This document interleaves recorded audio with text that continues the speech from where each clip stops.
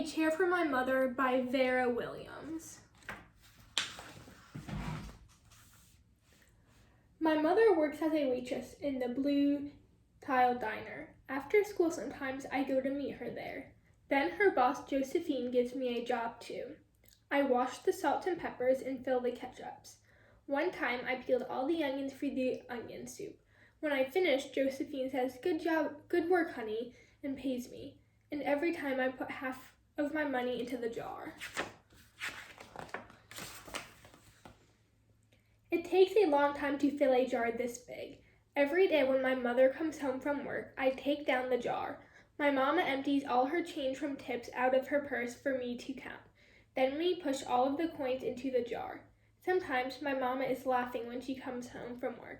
Sometimes she's so tired she falls asleep while I count the money out into piles. Some days she has lots of tips. Some days she has only a little. Then she looks worried. But each evening, every single shiny coin gets into the jar. We sit in the kitchen to count the tips. Usually Grandma sits with us too. While we count, she likes to hum. Often she has money in her old leather wallet for us. Whenever she gets a good bargain on tomatoes or bananas or something she buys, she puts by the savings and they go into the jar. When we can't get a single other coin into the jar, we are going to take out all the money and go and buy a chair. Yes, a chair. A wonderful, beautiful, fat, soft armchair. We will get one covered in velvet with roses all over it. We are going to get the best chair in the whole world. That is because our old chairs burned up. There was a big fire in our other house. All our chairs burned. So did our sofa and so did everything else. That wasn't such a long time ago. My mother and I were coming home from buying new shoes. I had new sandals, she had new pumps. We were walking to our house from the bus. We were looking at everyone's tulips. She was saying she liked red tulips, and I was saying I liked yellow ones. Then we came to our block. Right outside our house stood two big fire engines.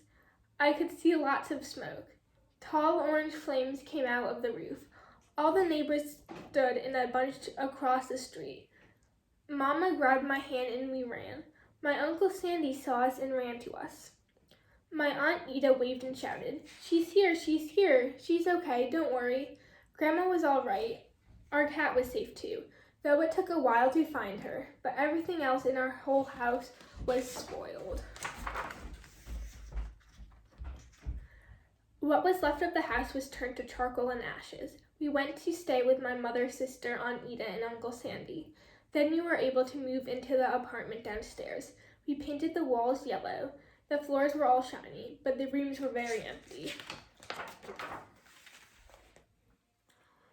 The first day we moved in, the neighbors brought pizza and cake and ice cream, and they brought a lot of other things too.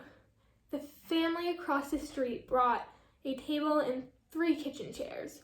The very old man next door gave us a bed from when his children were little. My other grandpa brought us his beautiful rug. My mother's other sister, Sally, had made us red and white curtains. Mama's boss, Josephine, brought pots and pans, silverware, and dishes. My cousin brought me her own stuffed bear. Everyone clapped when my grandma made a speech. "You are all the kindest people," she said, "and we thank you very, very much. It's lucky we're young and we can start all over." That was last year, but we still have no sofa and no big chairs. When Mama comes home, her feet hurt. "There's no good place for me to take a load off my feet," she says. When Grandma wants to sit back and hum and cut up potatoes, she has to get as comfortable as she can on a hard kitchen chair. So that is how come Mama brought home the biggest jar she could find at the diner, and all the coins started to go into the jar. Now the jar is too heavy for me to lift down. Uncle Sandy gave me a quarter. He had to boost me up so I could put it in. After supper, Mom and Grandma and I stood in front of the jar. "Well, I never would have believed it, but I guess it's full," Mama said. My mother brought home little paper wrappers for the nickels and the dimes and the quarters. I counted them all out and wrapped them all up. On my mother's day off, we took all the coins to the bank. The bank exchanged them for $10 bills. Then we took the bus downtown to shop for our chair. We shopped through 4 furniture stores. We tried out big chairs and smaller ones, high chairs and low ones, soft chairs and harder ones. Grandma said she felt like Goldilocks in the 3 bears trying out all the chairs. Finally, we found the chair we were all dreaming of, and the money in the jar was enough to pay for it. We called Aunt Ida and Uncle Sandy. They came right down in their pickup truck to drive the chair home for us. They knew we couldn't wait for it to be delivered. I tried out our chair in the back of the truck.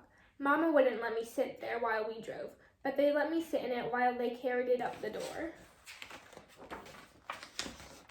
We set the chair right beside the window with the red and white curtains. Grandma and Mama and I all sat in it while Aunt Ida took our picture. Now Grandma sits in it and talks with people going by in the daytime. Mama sits down and watches the news on TV when she comes home from her job. After supper, I sit with her and she can reach right up and turn out the light if I fall asleep in her lap. The end.